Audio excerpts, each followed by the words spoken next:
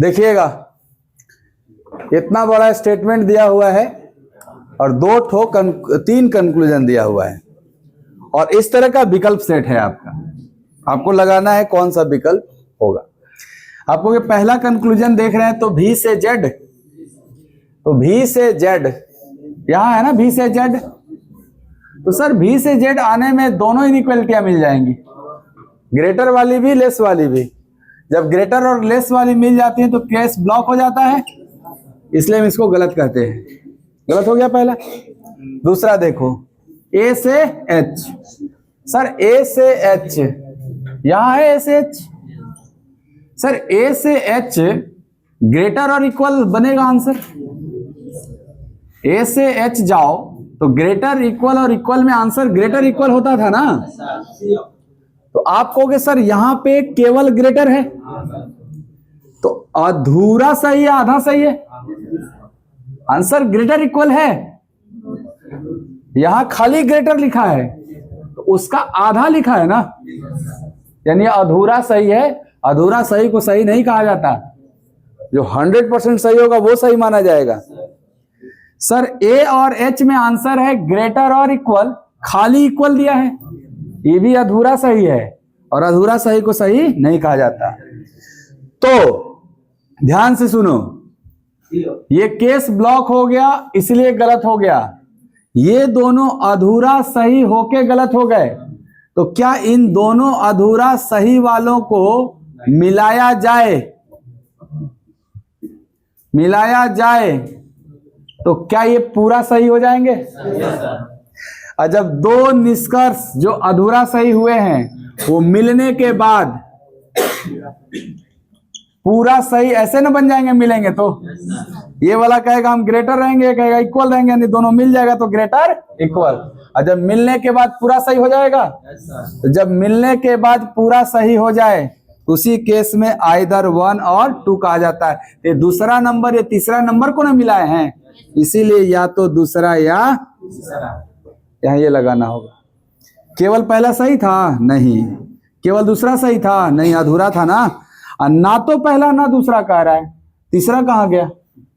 तीसरा का भी तो चर्चा करना चाहिए, इसलिए यहाँ बेस्ट ऑप्शन कौन सा है? सी आंसर लगा।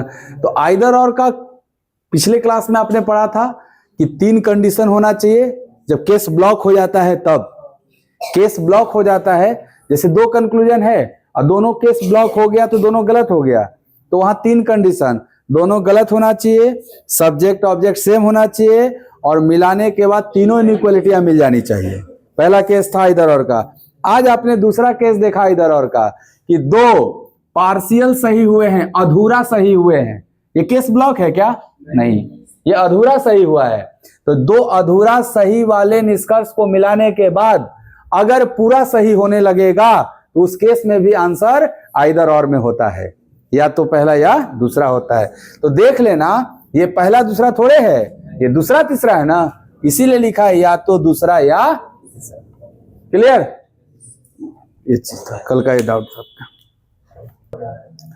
और किस एक्सप्रेशन में? तो B greater than D question mark F equal to A greater equal to C। और ये बोला इस क्वेश्चन मार्क के जगह पे क्या आए ताकि ये सदैव असत्य हो जाए।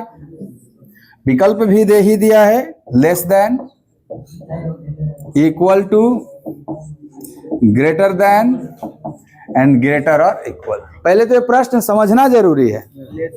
ये प्रश्न आपको समझ में आ रहा है? मैं समझा रहा हूं। ये एक एक्सप्रेशन दिया जैसे कथन दिया रहता था, तो कथन के जगह पे ये दिया हुआ है।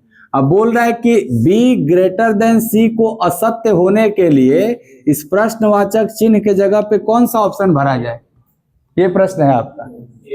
तो आप कहोगे कि अगर B ग्रेटर देन C को असत्य साबित करना है तो सर अगर इक्वल टू डाल देंगे तो ये ग्रेटर वाला ही सत्य होने लगेगा, ग्रेटर डाल देंगे तभी ग्रेटर वाला सत्य होता है, ग्रेटर और इक्वल डाल देंगे तब भी ग्रेटर सत्य होगा। तो क्या ये तीनों ऑप्शन डालते ही ये सत्य होने लगेगा? तो ये डालने पे ही ना सत्य होगा, क्योंकि जैसे ही यहां रखिएगा ना केस ब्लॉक हो जाएगा। केस ब्लॉक हो गया तो क्या हो गया? असत्य हो गया। समझ गए बात? तो कौन सा ऑप्शन? A option. अगर बोलता है ये सत्य होना चाहिए तो क्या ये तीनों हो जाता? बोलो, क्या तीनों सही था सत्य के लिए?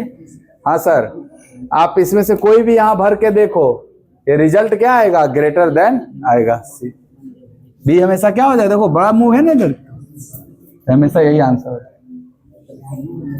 नहीं समझ में आ रहा है? आ रहा है समझ में? झूठ बोलोगे तो जाओगे। अब बोलो जी भाई। 33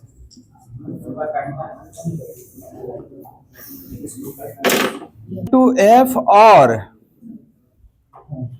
ए ग्रेटर देन डी निश्चित रूप से सत्य हो। इस बार ये दोनों क्या चाहिए? सत्य। और इसके लिए आपको जो एक्सप्रेशन है, कथन ए खाली स्थान बी खाली स्थान सी खाली स्थान डी खाली स्थान ई खाली स्थान एफ खाली स्थान जी, ये जो ब्लैंक दिख रहा है ना आपको ऐसे खाली स्थान, बोला इन खाली स्थानों पे कौन सी इनइक्वालिटियां आएंगी? 4 ऑप्शन दिया हुआ है आपको। पहला ऑप्शन दिया हुआ है greater, greater equal, equal, less equal, less equal and less. दूसरा ऑप्शन है greater, greater equal, equal, less equal, less equal, less. दोनों लेस लेस है। चलो बहुत अच्छा है। तीसरा ऑप्शन दिया है less equal, less equal, equal, greater equal है, लेस इक्वल 2 बार है, लेस है। और चौथा option less, less equal, less, greater equal, greater less को उल्टा पुल्टा बोल रहा हूं, ऐसे है। एम में से बताना है कौन ऑप्शन होगा? पहला हो जाएगा। बहुत अच्छा है सर, ध्यान से सुनिए। ये बोला है ना कि सी लेस और इक्वल एफ, ए ग्रेटर इक्वल ग्रेटर डी, क्या होना चाहिए? सत्य। ये दोनों के दोनों ना सत्य होना चाहिए। ये भी सत्य होना चाहिए, ये भी सत्य होना चाहिए। के लिए, इन दोनों को सत्य होने के लिए इस वाले एक्सप्रेशन में जो खाली स्थान दिख रहा है उसके जगह पे कौन सा ऑप्शन भरा जाए, यही प्रश्न है। तो आप कहोगे सर ए से डी, यहां है ना ए से डी, ग्रेटर आंसर आने के लिए ग्रेटर वाला ही फैमिली होना चाहिए विथ ग्रेटर। 1 2 3 स्थान है ना एसएडी के बीच, कौन स्थान खाली एसएडी के बीच? 3 स्थान शुरुआत के ग्रेटर फैमिली वाले होने चाहिए विथ ग्रेटर। शुरू के 3 विथ ग्रेटर है, विथ ग्रेटर है, एम ए ग्रेटर है तो गलत हो गया है, तो ग्रेटर होना नहीं चाहिए, एम ए है। यानी सर अभी ए और डी की वजह से तीसरा तो नहीं हो सकता। अगर तीसरा उठा के यहां भर दीजिएगा greater equal, greater equal, equal, तो आंसर तो ग्रेटर इक्वल होने लगेगा। यहां ग्रेटर इक्वल नहीं चाहिए, केवल ग्रेटर चाहिए ना, इसलिए तीसरा नहीं होगा। सी और एफ, क्या यहां है जी सी और एफ? इनके बीच भी 3 ठो खाली है ना जगह। ध्यान से देखना, पहला दूसरा छोड़ के तीसरा चौथा पांचवा स्थान खाली है। इन तीनों में लेस इक्वल वाला फैमिली होना चाहिए और लेस को छोड़ के, क्योंकि अगर लेस आ गया तो आंसर तो लेस हो जाएगा। तो देखो लेस इक्वल आ रहा है केवल, यही ना 3 को भराएगा यहां पे, पहला दूसरा छोड़ दो जगह, यहां से ना भरने शुरू करोगे, ये हो सकता है। ये देखो ध्यान से बाबू, इसमें तो लेस आ गया, तो जब लेस आ जाता है तो आंसर लेस ना होने लगता है, गलत हो गया, रिजेक्ट हो गया ये। अब कौन सा? तीसरा नहीं देखना है, तीसरा तो ऑलरेडी रिजेक्ट है।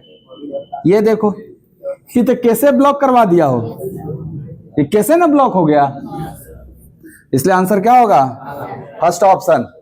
पहला ऑप्शन भर दीजिए अपने आप, दोनों के दोनों क्या हो जाएंगे? सत्य हो जाएंगे। क्लियर हो गया जिसका था 33? इसका आंसर क्या है? आइए देख लेते हैं। कथन दिया है 27 में, कौन ची के less than equal to L less than equal to M equal to N एगो, और दूसरा P greater than equal to O greater than equal to N। दो ठो दिया है स्टेटमेंट। निष्कर्ष पहला दूसरा दुएगो ना, पहला है K लेस देन P और दूसरा है K बराबर P। हाँ चलो बताना वो का कबीर केपी के बीच ना, तो के से पी जाना है, दोनों तो के पी है, तो आप कहोगे पी होम्मा है के एम्मा, कौन कनेक्टर है एन, के से एन तक चल जाते हैं और फिर एन हमको पी तक पहुंचाइए ना देगा। तो जब हम के से एन तक गए तो लेस और इक्वल दिख रहा था, और एन से पी तक आए तो भी तो लेस से इक्वल दिखा। उलट के आप लिख सकते हो, जैसे इन दोनों को मर्ज करना चाहोगे तो आप कहोगे के less than equal to L less than equal to M equal to N, N तक पहुंच गए, और एन क्या है लेस और इक्वल है, तो ऐसे लेस इक्वल बनाओगे ना, वो अटैच करोगे इसके साथ, तो ये एन उठ के यहां आ गया, तो क्या ये चीजें उल्टा हो जाएंगी, तो वो भी क्या हो जाएगा लेस और इक्वल किससे पी से। इन दोनों स्टेटमेंट को मर्ज किया जाए, मिलाया जाए, तो ये फाइनल स्टेटमेंट बनेगा। और इस फाइनल स्टेटमेंट में के से लेके पी तक जाना है ना, तो less equal less equal equal less equal less equal में आंसर लेस इक्वल होता है। यहां लेस इक्वल है, अधूरा सही, अधूरा सही ना, खाली लेस ना दिया है, अयो अधूरा सही, दो को अधूरा सही वाला मिल जाएगा, सब्जेक्ट ऑब्जेक्ट सेम है तो मिल जाएगा ना, और जब मिल जाएगा तो क्या पूरा सही हो जाएगा, होगा कि नहीं। हाँ सर मिलाओ, मिलाओगे तो बनेगा के लेस और इक्वल पी ना, मिलेगा तो, और क्या ये पूरा सही है। और जब दो अधूरा निष्कर्ष को मिलाने के बाद अगर पूरा पूरी सही हो जाता है तो इसी केस में आंसर होता है आइदर 1 और 2। ये जिस विकल्प में दिया होगा आंसर लगा लो, या तो पहला या दूसरा होगा इसका आंसर। आइदर और क्लियर हो गया ना। ग्रेटर देन एन और D lesser equal to L निश्चित रूप से सत्य है, सत्य है। तो बी खाली स्थान एल खाली स्थान ओ खाली स्थान एन खाली स्थान डी के लिए कौन सा विकल्प भरा जाएगा। Option A 2 3 4। एक में बा बराबर बराबर greater equal greater greater greater equal बराबर और greater greater less equal less equal greater equal equal greater equal, यही 4 ऑप्शन। अभी अभी जस्ट किया था ऐसा सवाल हम लोगों ने, वही बोला है सत्य ही ना पहचानना है, तो सत्य पहचानते हैं। पहला बी और एन के बीच, बी और एन के बीच ग्रेटर होना चाहिए, तो ध्यान से देखो तो बी और एन यहां तक ना ग्रेटर आना चाहिए बीच में, तो आप कहोगे आया क्या ग्रेटर 3 गो, देखो 3 गो है, 1 2 3 गो ना खाली स्थान है, तो शुरू के 3 को देखो, शुरू के 3 में ग्रेटर होना ना चाहिए था, शुरू के 3 में ग्रेटर होना ना चाहिए था, ब्लॉक न हो गया। ये तो बड़ा आसान ऑप्शन दे दिया हो, ये तो एक के बार में छट गया 3 गो, आंसर क्या हो जाएगा चौथा। किसका था 35, आ गया समझ में, केस ब्लॉक न हो गया तीसरा। अब पहला दूसरा काहे नहीं हुआ, काहे कि सर बी से एन के बीच ग्रेटर देन तो अवश्य आना चाहिए, आया है 3 गो, शुरू के 3 में ग्रेटर नहीं आया, यहां आया है ना। अब बोलो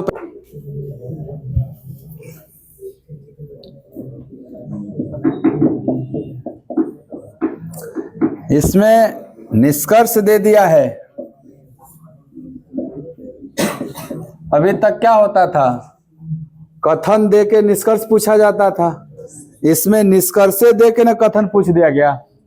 चलिए निष्कर्ष क्या क्या दिया है सर। पहला निष्कर्ष दिया है z greater equal to s, और दूसरा निष्कर्ष दिया है p लेस v। अब इसके लिए वो 3 ठो स्टेटमेंट बनाए हैं। पहला स्टेटमेंट है, दूसरा स्टेटमेंट है और तीसरा, 3 गो स्टेटमेंट है। पहला स्टेटमेंट है P less than equal to Q equal to R greater equal to S, T greater U greater equal to R less V, W greater equal to X less U equal to Z। ये देखो पहला statement में अपने आप में 3 part है पहला statement में।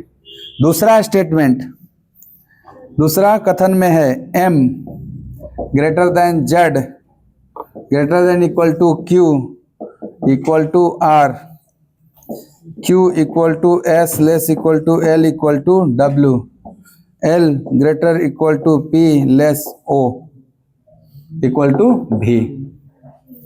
और तीसरा है R less T less equal to S equal to V, S greater equal to P greater O equal to Z, P greater equal to N equal to M greater V। ऐसे 3 गो क्या दिया कथन। हमको बताना होगा ना कि कौन कथन पर्याप्त है उस निष्कर्ष को सही करने के लिए, या बताना होगा कौन सा कथन लिया जाए ताकि ये दोनों निष्कर्ष सही हो जाए।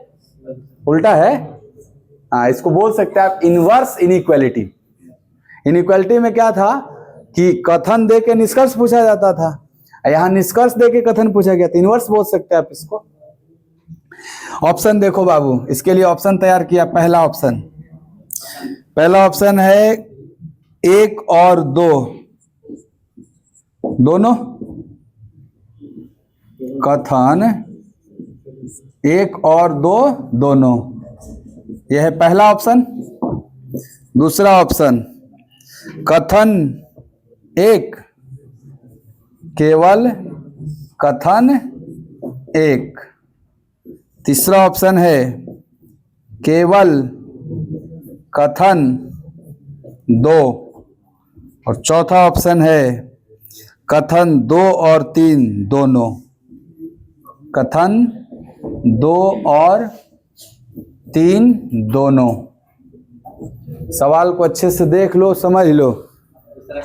हाँ, इस प्रश्न में फिर से दोहरा रहा हूं, इस प्रश्न में निष्कर्ष दिया हुआ है और 3 गो कथन देके बोला कौन कथन सही है ताकि ये दोनों निष्कर्ष भी क्या हो जाए, सही। यानी इसका साधारण सा अर्थ ये हुआ, इन 3 कथन में से कौन कथन लेने पर ये दोनों निष्कर्ष सही हो जाएगा, यही हुआ मतलब।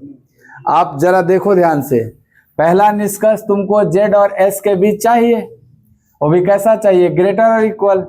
Z और S के लिए आपको Z कहाँ है, लास्ट में, ये Z मुझे U तक पहुंचा देगा और U मुझे R तक और R मुझे S तक नहीं पहुंचा देगा। तो देखते हैं, Z से U आएंगे तो इक्वल, और U से R जाएंगे तो ग्रेटर इक्वल, अभी तक ग्रेटर इक्वल है, और R से S जाएंगे तो भी ग्रेटर इक्वल। तो क्या पहला स्टेटमेंट से पहला निष्कर्ष सही हो जाएगा? लेकिन निष्कर्ष तो दोनों सही होना चाहिए, तब ना स्टेटमेंट सफिशिएंट है। ये P लेस देन भी, आपको के P से भी आते हैं, P से पहले R और R पहुंचा देगा V पे, तो P से R लेस और इक्वल, और R से भी लेस, तो क्या P लेस देन हो जाएगा? तो क्या पहला स्टेटमेंट से दोनों निष्कर्ष सही हो जा रहा है क्या? अगर पहला स्टेटमेंट से दोनों निष्कर्ष सही हो गया तो पहला स्टेटमेंट पर्याप्त है। आपको अगर पहला पर्याप्त है तो सर ये केवल 2 वाला तो कट जाएगा। इसमें तो पहला देवे नहीं किया है, ये भी कट जाएगा, यानी सर ऑप्शन 1 या ऑप्शन 2 हो सकता है। इसमें देखो ये केवल कथन 1 लिखा है और इसमें लिखा है 1 और 2 दोनों, इसका मतलब मुझे दूसरा चेक करना जरूरी है। अगर मैं दूसरा चेक किया और सही हो गया तब तो हम ए लगा देंगे ये फर्स्ट, अगर गलत हो गया तो ये लगा देंगे। बोलिए, आइए आप कहोगे कोई भी लो जेड से एस जाना है ना, तो जेड से एस कैसे जाएंगे सर? जेड से क्यू एंड क्यू से एस नहीं चल जाएंगे, तो जेड से क्यू ग्रेटर और इक्वल और क्यू से एस इक्वल, तो आंसर ग्रेटर इक्वल सही है ना। पी से भी, आपको पी किधर है? यहाँ है। पी से भी लेस और इक्वल में लेस आंसर होता है, क्या लेस ही है सर? ये दूसरा भी 100% सही हो गया। तो अगर पहला दूसरा सही हो गया तो हम अब सेकंड को नहीं लगाएंगे, फर्स्ट को लगाएंगे ना। तीसरा चेक करें क्या सर? वो तो रिजेक्ट हो गया, उसको क्या चेक करना? ऑप्शन एलिमिनेट ना हो गया है वो तो केवल फर्स्ट।